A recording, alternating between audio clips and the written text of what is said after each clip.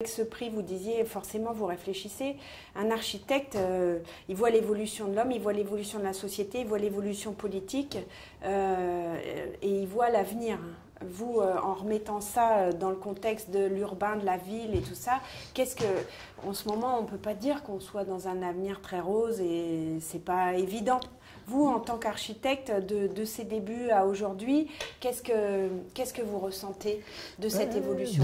De mes débuts, on avait évidemment, le tout début, hein, j'étais encore un bébé, à peine étudiant, je découvre Le Corbusier, il y avait une foi dans l'avenir et dans le progrès et dans le fait que la technique allait ouvrir toutes les portes et que le monde serait mieux d'année en année.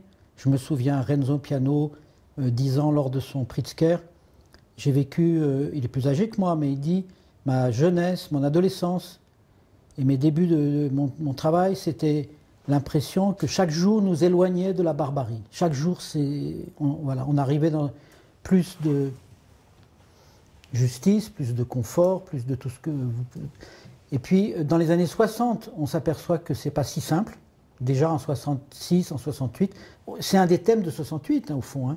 Il y a un bouleversement, une inquiétude sur le progrès, avec tout ce que ça a pu porter de ce qu'on a appelé baba cool et de drop-out et de ne pas s'engager dans la carrière et de partir à la campagne et toute cette utopie. Mais c'est le moment où des interrogations sur la santé publique, la nourriture industrielle, la pollution, tout est présent à ce moment-là. Hein. Quand je fais le château d'eau végétale, je suis dans ce monde où il faut apporter plus de végétal et que c'est un monument dans une ville. Et c'est quand même fait en 71. Donc tout ça est présent très tôt chez moi et chez beaucoup d'autres. Les Japonais, quand ils nous ont fait venir, on voyait bien qu'ils disaient, on le sentait, le Japon et la France, nous partageons quelque chose. C'est une grande tradition et une passion de modernité. Il y a ces deux choses qui étaient très présentes. Modernité dans l'art, pour beaucoup, dans la technique, puisqu'ils étaient quand même passionnés de technique.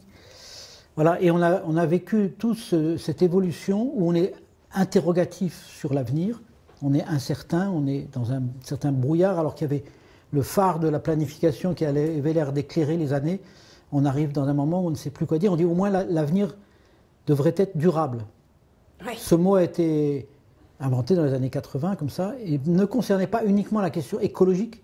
C'était l'idée que ce serait sustainable, on arriverait à le payer si on fait quelque chose, et puis qu'on ne serait plus dans des utopies qui se cassent la figure. Il y en a eu beaucoup, c'était traumatisant.